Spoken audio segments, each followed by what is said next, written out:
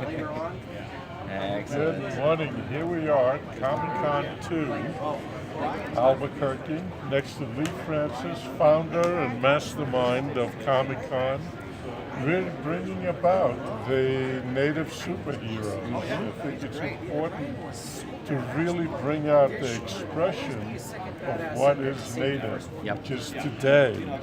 It's alive, and the whole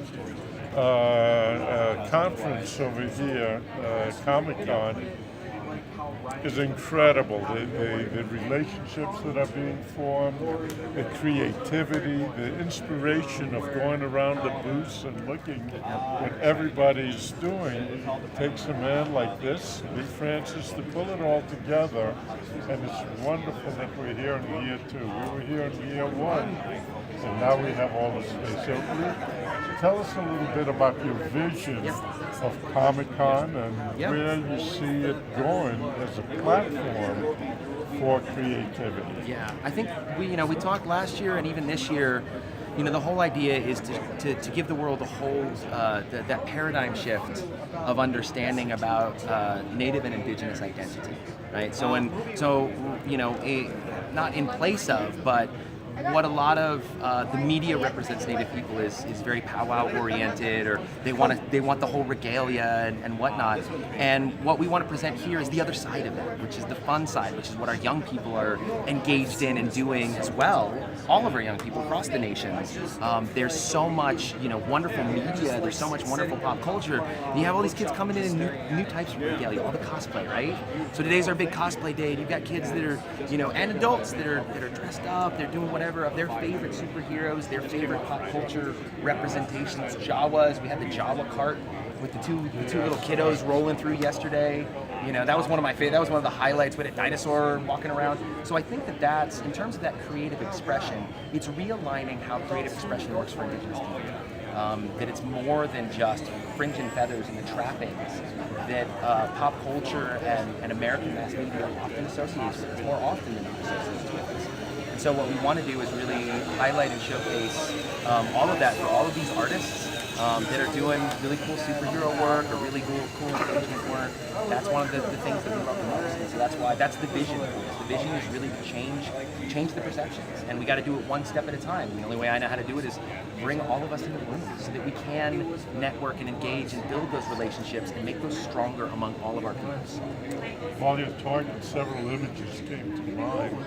In a project we worked with years ago with Rick Hill, on 500 years of stereotypes, starting with the noble savage. The noble savage. That could do anything in the European psyche, and all of its royal courts, inviting these Iroquois and Algonquin chiefs in full regalia that stepped out almost like in a comic book type of setup, and in fact started the whole concept of enlightenment schools and affected people that were so locked, won't care, to go out and all of a sudden create the nobility of the human beings.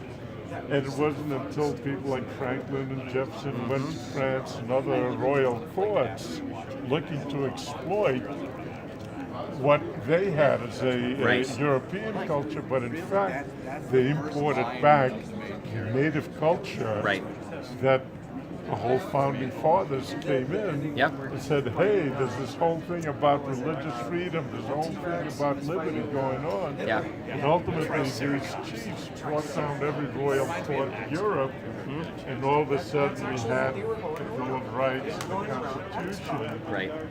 That was in fact due to the image of the noble savage, and I see that nobility happening here again. Yeah, I think that's the part, and it's gone through cycles. So you have the noble savage, you have called the vanishing Indians, so the last of the Mohicans type of trope.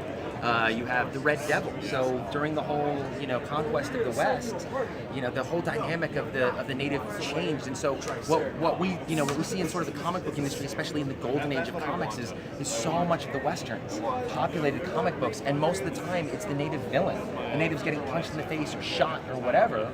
And so, again, trying to show that, look, we're not relics of history. We're not just the noble savage.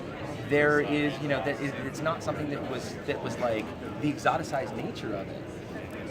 at the same time, the paradox of that is simultaneously representing and reflecting that as well. A lot of the artists, it's that moshing, right? It's that wonderful mashup that people are doing of pulling the traditional, aesthetics that we have as Indigenous peoples and putting that into these pop culture frameworks, so that we have a different access point, and that juxtaposition of the imagery is what I say is it creates that imaginative space, because people have to reconcile that. They're like, what am I looking at? I'm not looking at just this native, as the noble savage. I'm not just looking at the headdresses and whatever. I'm looking at Star Wars, something out in Shiprock. I'm looking at this over here in a Pueblo that it's got a Star Wars thing, but it's like our traditional Pueblo thing. What am I having to reconcile?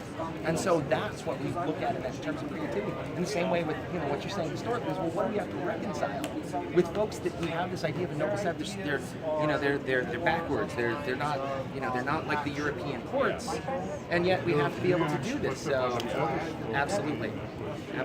So It's a big honor. I have to put a pause on this. So, yep. Go ahead. I'm here. Sorry about that, y'all.